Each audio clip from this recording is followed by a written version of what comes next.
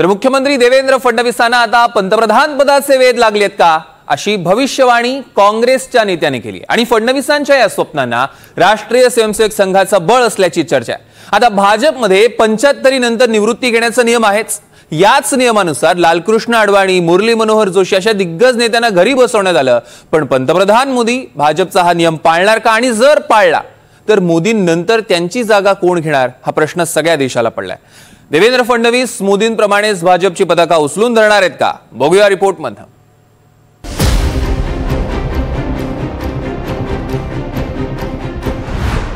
मोदींच्या निवृत्तीनंतर भावी पंतप्रधान कोण?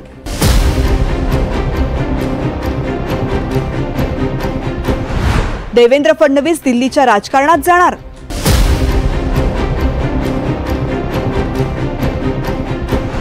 संघाचा आवडता नेता भावी पंतप्रधान होणार?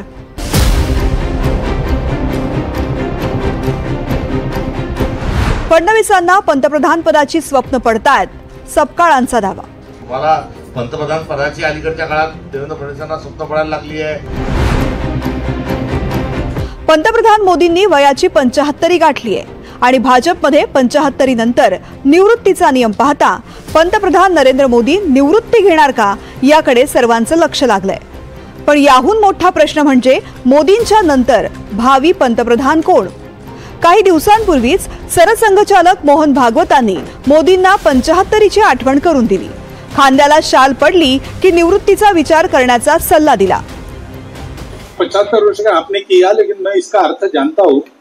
75 वर्ष की शाल जब उड़ी जाती है तो उसका अर्थ ये होता है कि अब आपकी आयु हो गई, अब जरा बाजू हमको करने म्हणजे त्यांच्या गौरवाकरता गौरवाचा भाव मनात घेऊन सगळं होतं, त्याच्यात तो गौरव आपल्याला चिकटू नये।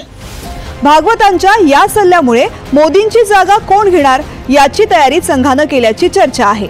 त्यानुसार संघाकडून मुख्यमंत्री देवेंद्र फडणवीसांच्या नावाला सर्वाधिक पसंती असल्याचं म्हटलं जात आहे। फडणवीस हे संघाच्या मुशीत वाढलेले मुत्सुद्दी राजकारणी आहेत।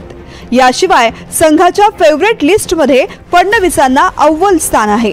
फडणवीसांसोबत अमित शहा, योगी आदित्यनाथ आणि नितीन गडकरी यांचीही नावं चर्चेत असतात। 2019 मध्ये विजयी आघाडी मिळवूनही फडणवीसांना सत्ता स्थापन करता आली नाही। तेव्हापासून 2024 पर्यंत फडणवीसांनी महाराष्ट्राच्या राजकारणात बरीच उलथापालथ घडवली।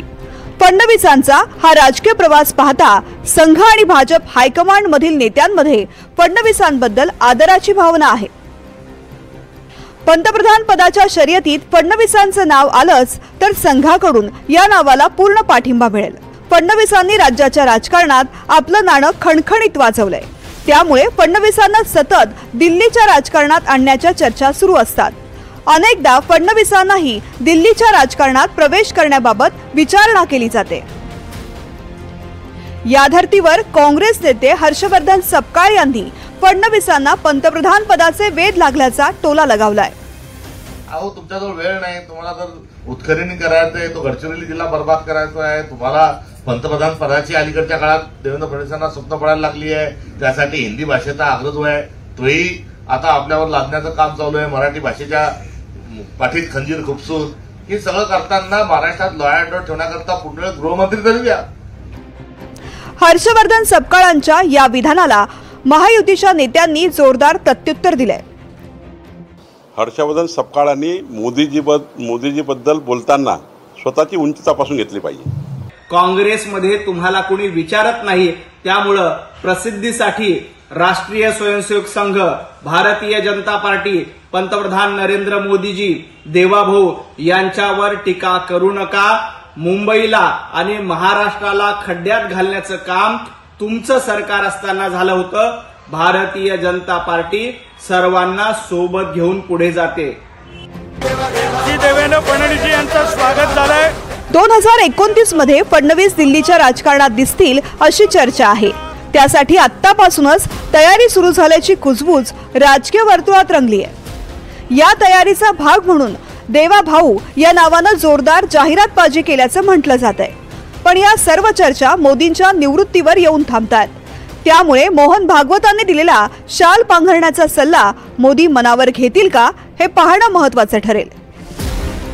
Bureau report, NDTV Marathi, Mumbai.